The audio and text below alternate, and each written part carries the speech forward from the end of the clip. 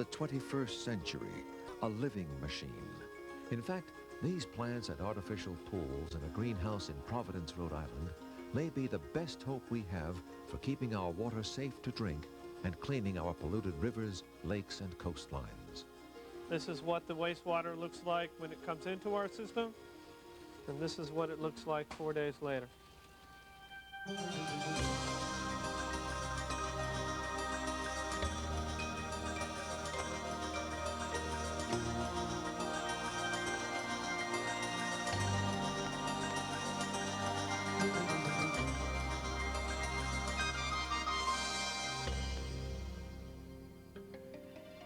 Plants, algae, sunlight, fish, even snails.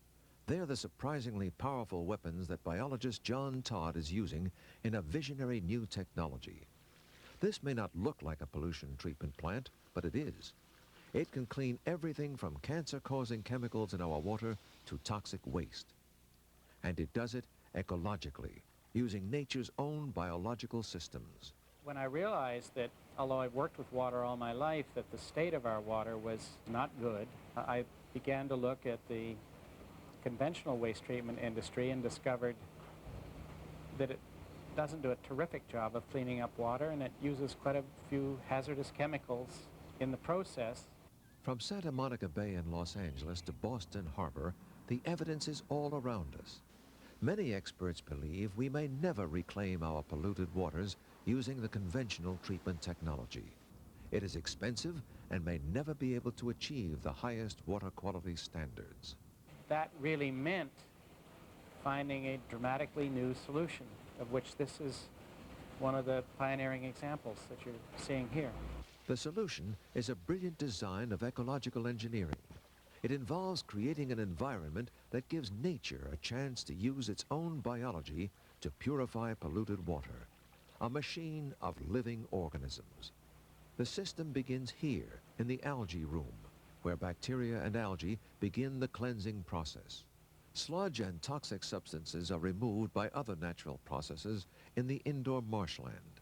And in the final stage, the water circulates in what is known as the fish room, filled with fish and plants that act as a final filter.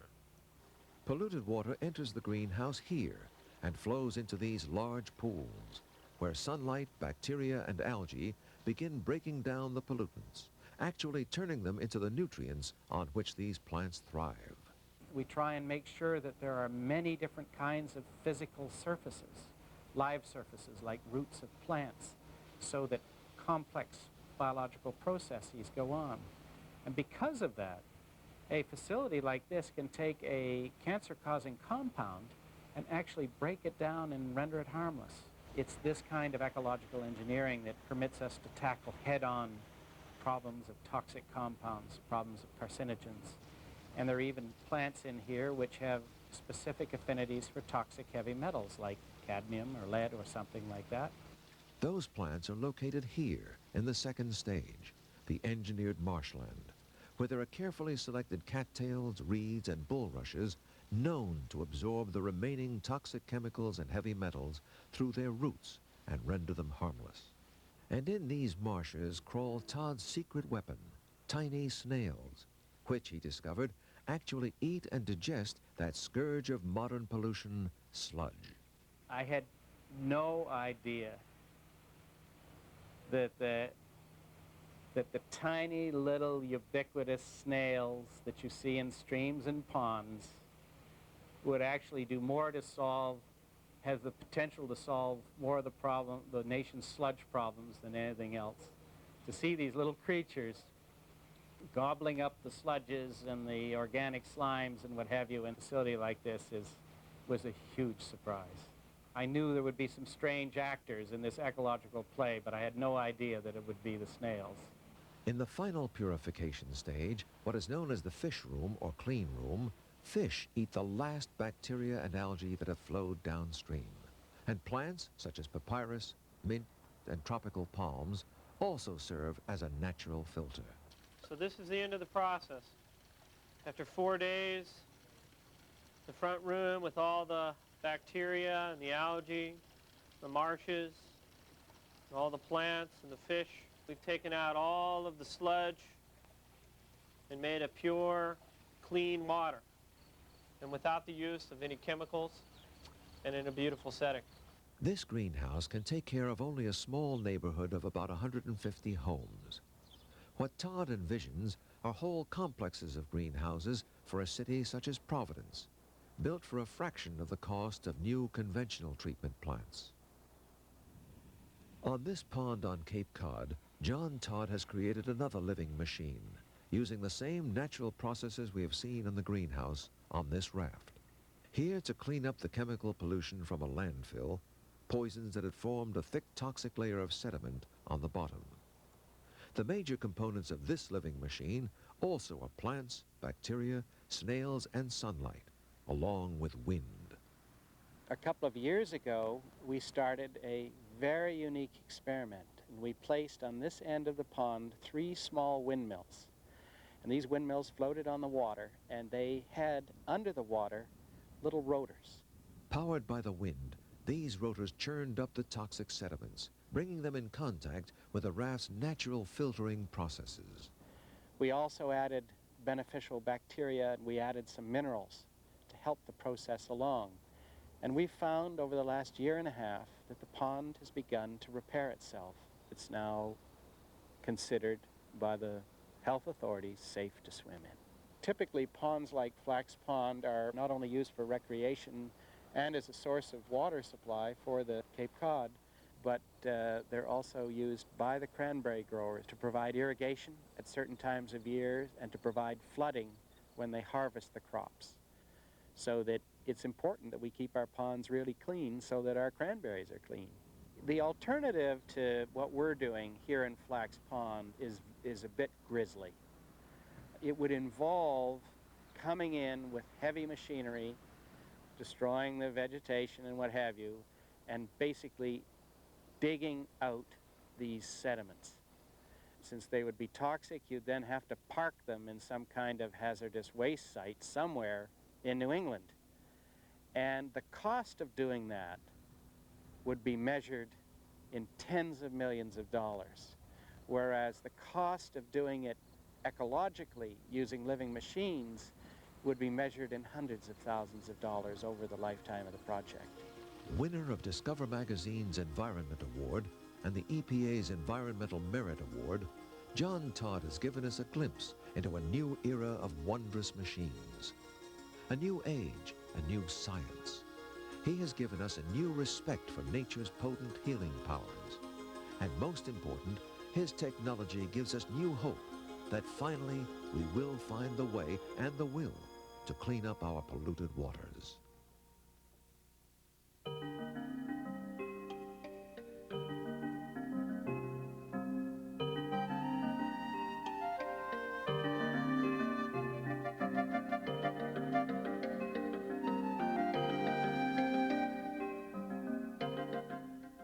The proceeding is from the pages of Discover Magazine, America's leading science monthly.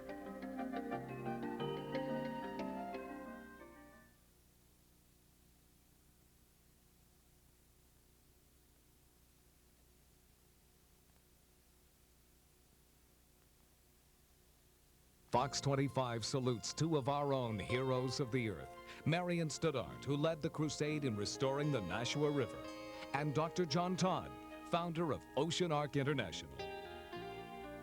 Inside this greenhouse is a living machine which treats the sewage. We attempt to take systems that are very much like nature's and redesign them so that they can serve human needs without exploiting the natural world. And when you do that, of course, you end up using a large number of plants and animals from the natural world, in this case here, to purify water which is raw sewage, which is toxic, which has heavy metals in it, and which could be harmful for humans, and transform it into water that is in fact close to being pristine and able to be reused, again, either in natural environments or by humans.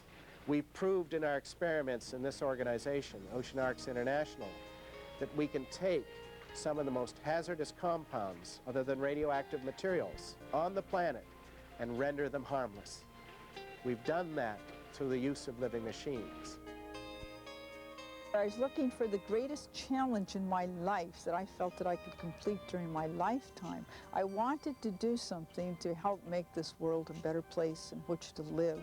I decided that the project that I would take on would be to restore the Nashville River, which then was one of the 10 most polluted rivers in the country. Half of it was paper waste and sludge, and the other half of the pollution was human waste that was not treated or inadequately treated. The river stunk. You could smell it 2 miles away. Many people have asked me, well, how did you know what to do? And I didn't know what to do. And it's just that once you commit to do something, you will find ways to get these things done. And you will find people who will be able to help you and who have whatever skills you need. Nashaway is this Indian word that means pebbled, bottomed river. And so it's wonderful to see the pebble bottom again.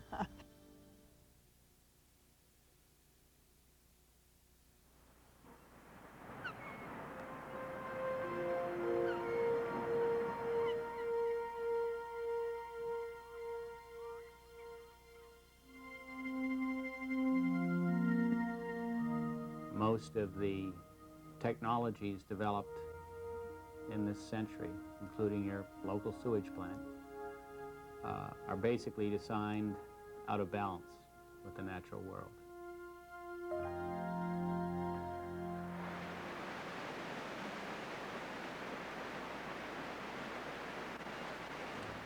And I decided that it was time that fresh light got shed on the repair and the healing of waters. And I went to collect a body of knowledge that would allow us to repair the waters without using hazardous compounds or toxic chemicals, but instead to use the fruits of ecological sciences. And these fruits are what we call living machines. And the way they're characterized makes them different from ordinary machines is that most of the parts inside them are alive.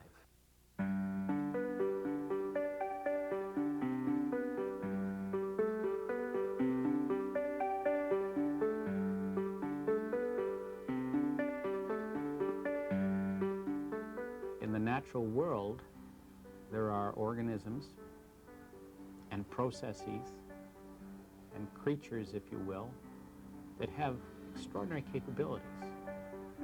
I found, for example, certain kinds of plants that can actually take a cancer-causing compound and render it harmless. Found certain fishes that have also water-cleaning qualities. I also found snails. And what I did is I took these plants and animals, and fish, and I mixed them all together in a bright, clear set of tanks, and found that this new kind of ecologically engineered environment had extraordinary capabilities.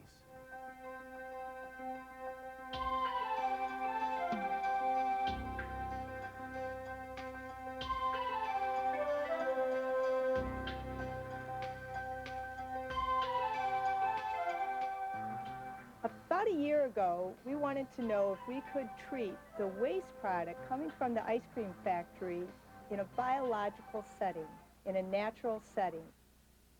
My name is Colleen Armstrong, and I work here as a plant manager to treat dairy ice cream waste. We started the facility by using simple pond water. We brought in pond water not very far from here and put it in the tanks. We knew that clean pond water had different healthy living organisms in the water, microorganisms, bacteria, a few algae, even a few of the protozoa. We filled up the tanks with the pond water, and then gradually we introduced the dairy ice cream into the system. Over time, all of that pond water was displaced by ice cream waste coming into the system. What we discovered was that some of those little microbes in the pond water selected to stay in this system and to continue to grow and multiply and feed on the ice cream waste that's inside of the tanks. And we have in these tanks a real live culture of microbes feeding. If you take your finger, if I take my finger and go along the side of this tank, I can collect a little bit of green algae growing along the side of the tank, and within that community, there's this teeming life of bacteria and protozoa. Some of those originated from the pond water coming into the greenhouse. This is a replication of a natural system outdoors, and that we trust that using biology and using natural systems, that we can use that to cleanse our water and step away from using chemicals or other additives that you could use to treat wastewater coming from a factory or wastewater coming from a sewage treatment plant. The important thing to remember about living machines is that they are made up of hundreds of species of live things. The other important thing to remember about living machines is that they will be the engines that support civilizations in the next century. Hi, I'm Scott Sargent. Behind me is a sewage treatment plant. Treats the wastewater from about 150 homes. And it's an innovative technology developed by John Todd at the Center of the Restoration of Waters. Here, let me show you around. When you flush your toilet, or run your dishwasher, or your clothes washer, or take a shower, the water ends up down the drain, through a collection network, through the headworks of a wastewater treatment plant, and then it comes here. This water has been screened, which the big stuff is taken out of, sticks and shoes, and then it's been degridded so that the sand and the road asphalt, and to some extent even the eggshells that you put down your garbage disposal are taken out. What's left over is all of the organic matter in the water, and that's raw sewage right there. The wastewater comes in over there and runs through these series of tanks through the flow of gravity, just like a river or a stream. The organisms here are all acclimated to breaking down solid material so that the available nutrients that have been bound up in the compounds can be released into the water column. Here, the bacteria are feeding on them, and they're also providing nutrients for algae to grow, where we supply snails that then graze upon the algae. After almost 2 days, a gallon of water that enters the building ends up here. This is a transitional tank, analogous or similar to a pond. At this stage, we're starting to accelerate the growth of the larger microscopic organisms, the protozoans, the ciliates. And they will be in turn consumed by larger animals down the road here. By the time the water gets to tank 11, it's clean enough, as you can see, to allow all kinds of other animals and plants to survive. Here at this stage in the process, we've got fish, we've got clams and crayfish, even poinsettias.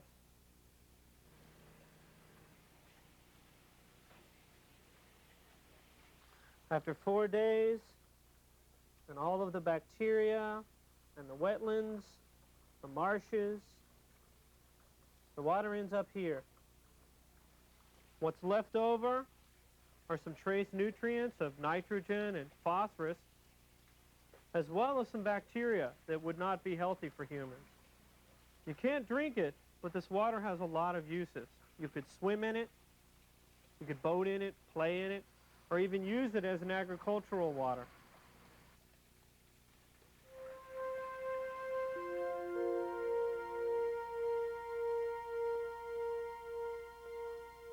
This is far more radical, this stuff, than just simply a cosmetic or patch-up environmental repair technology. This is changing the rules, and it is the natural world or ecology which defines the rules within which we work.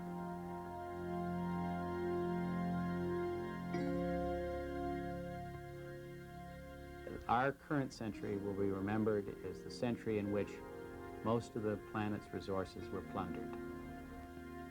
My hope is that the 21st century will be the century of living machines in which our technologies actually give back more than they take.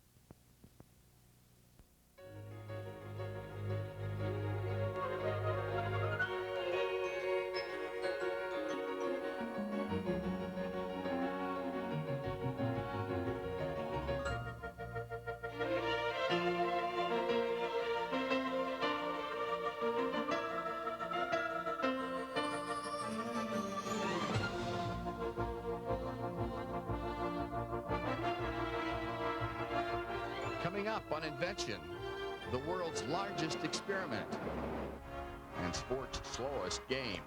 And it's about love and desire and the need to win as well. These and more stories next on Invention.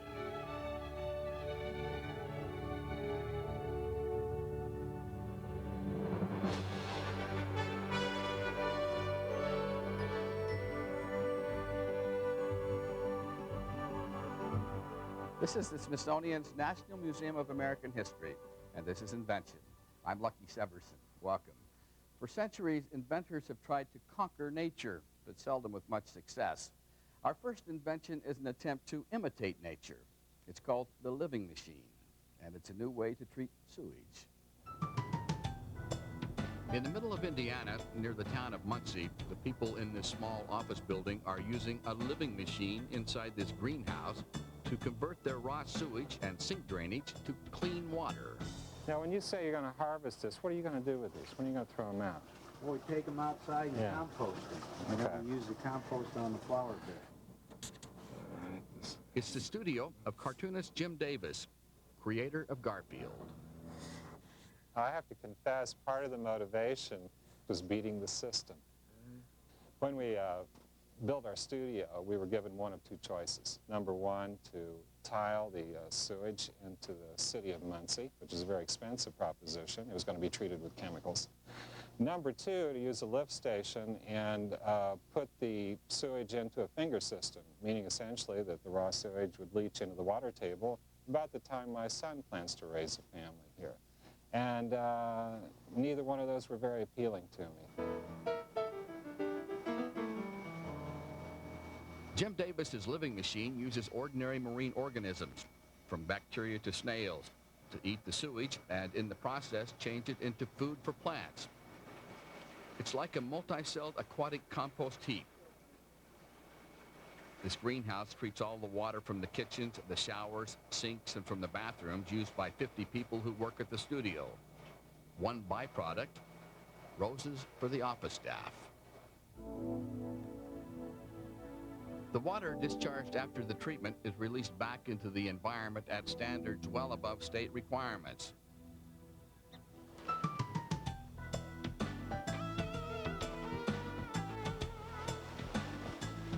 This is a state-of-the-art conventional sewage treatment plant near Frederick, Maryland.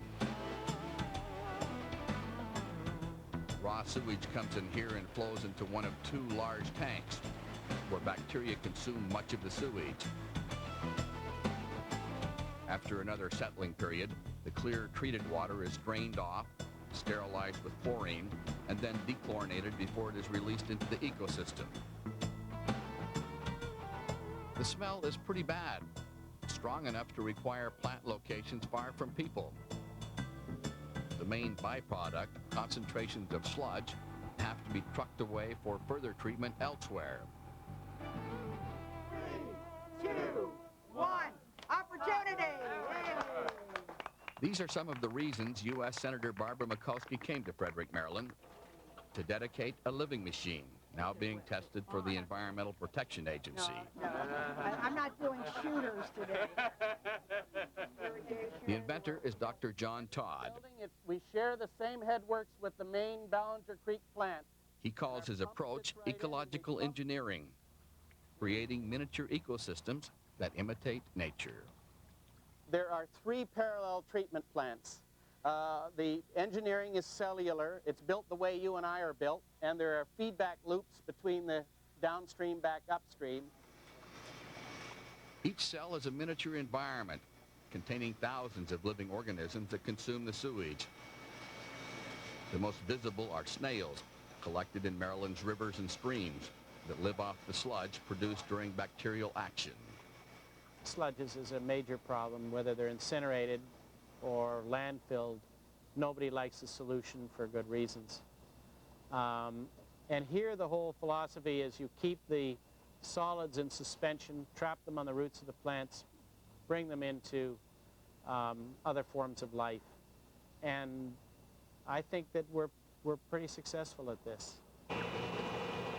The idea is to make the waste of one system the food for another, and to make the highest organisms on this living machine food chain something useful to people. These cypress trees take nutrients from the tanks and help purify the water in the process. This duckweed, another purifier, supports a colony of highly desirable fish called tilapia. I can foresee the day in which waste treatment plants are no longer continuing economic sinks, but are actually productive units in their own right, so that neighborhoods and communities will see them as investments that will provide revenue. The last stage of cleanup takes place in a miniature marsh with plants like papyrus, ginger, and bulrushes, reeds that some tests show may actually remove human pathogens and carcinogens from the water. A healthy colony of Japanese koi are Todd's testament to the water's purity. To be certified drinkable, Todd's water must be sterilized with infrared light like the water from conventional plants. John Todd says this living machine will be able to treat the sewage of about 300 homes, but he believes living machines eventually could serve cities of 1 million or more. I'd like to break the city up into 20 different neighborhoods, and on these smaller plots of land, create community-based waste treatment plants that would be integrated into the activity of the community. Because they don't stink and they're pretty, they would be socially acceptable, unlike conventional systems. So that becomes comprehensive water management, which these would bring about. And I like that. That feels, to me, like an ecological solution. So if living machines are such a good idea, why hasn't Jim Davis put one into Garfield? It would be tough to combine, I think, Garfield's personality with something like this, because this is so responsible and Garfield is so irresponsible. However, on 2 other fronts, it does seem like a logical move, because Garfield is an animal, another living organism, and we do all live together. Number 2, just the fact that I've had good success with the comic strip and everything over the years, that this is an opportunity through working with a new technology to give something back, and it makes me feel good. A similar kind of living machine is now being built in Mexico, designed to accommodate a community of 30,000 people.